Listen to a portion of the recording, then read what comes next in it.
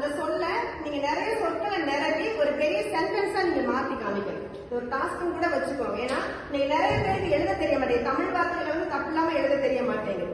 அந்த தப்பு இல்லாம எழுதுறதுக்கு ஒரு பிராக்டிஸ் கூட நீங்க வச்சுக்கலாம். ஓகேவா?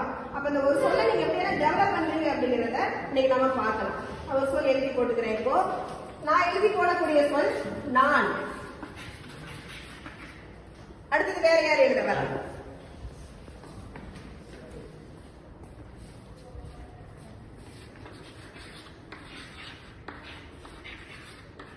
நான் நன்றாக. சூப்பர். நான் நன்றாக. அடுத்தது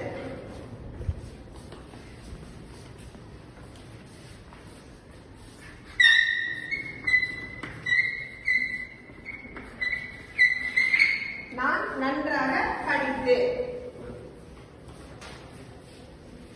என்ன வார்த்தை எழுத போறேன்?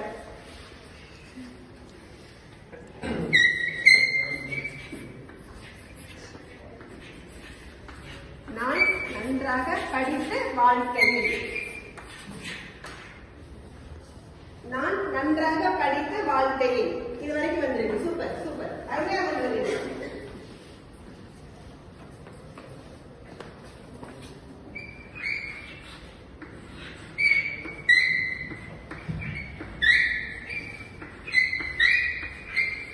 நான் நன்றாக படித்து வாழ்க்கையில் உயர்ந்த. அனுபா என்ன எழுதி போடுறேன்னு பார்க்கலாம். நான் நன்றாக படித்து வாழ்க்கையில் உயர்ந்த.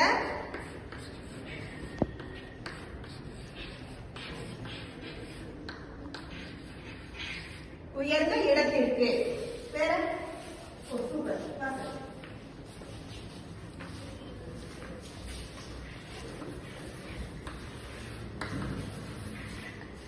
உயர்ந்த இடத்திற்கு சென்று. அருமை அருமை.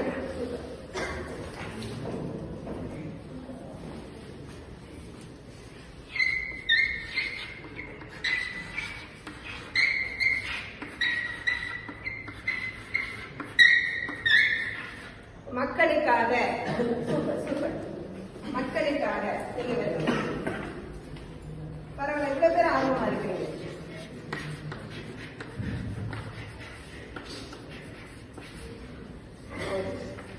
மக்களுக்காக சூப்பர்.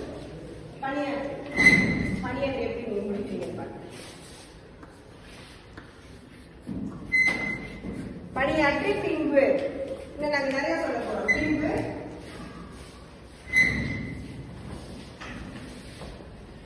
பின்பு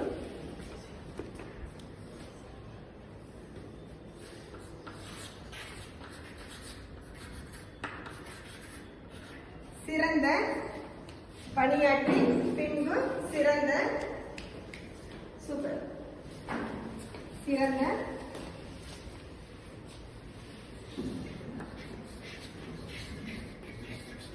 சேவை. பணியாற்றதோட மட்டும் இல்லாம சேவை கூட. சேவை.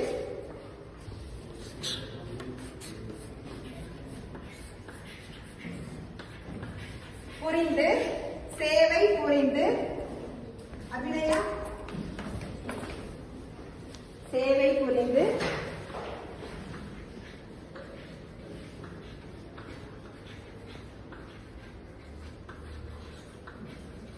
சேவை புரிந்து. இளைஞர்களுக்கு. இளைஞர்களுக்கு என்ன சொல்ல வரீங்கன்னு தெரியலையே. இளைஞர்களுக்கு ஓர். இளைஞர்களுக்கு ஓர்.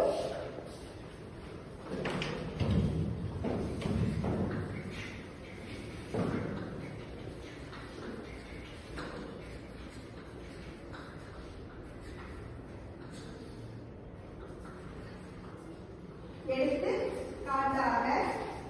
எடுத்து காட்டாக. எடுத்து காட்டாக.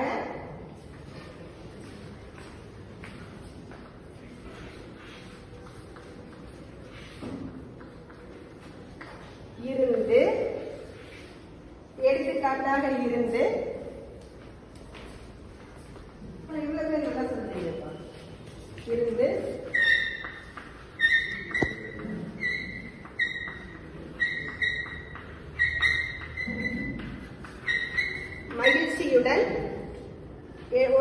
எடுத்துக்காட்டாக இருந்து மகிழ்ச்சியுடன்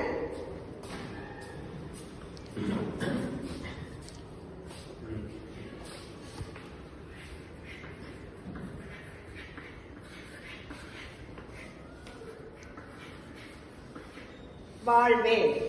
சூப்பர். முடிச்சுக்கலாமா? சென்டென்ஸ் முடிச்சுக்கலாமா? நான் எழுதி போட்டது ஒரே ஒரு வார்த்தை தான், நான்கிற வார்த்தை. எல்லாமே டெவலப் பண்ணது நீங்க தான். நான் நன்றாக படித்து வாழ்க்கையில் உயர்ந்த இடத்திற்கு சென்று மக்களுக்காக பணியாற்றி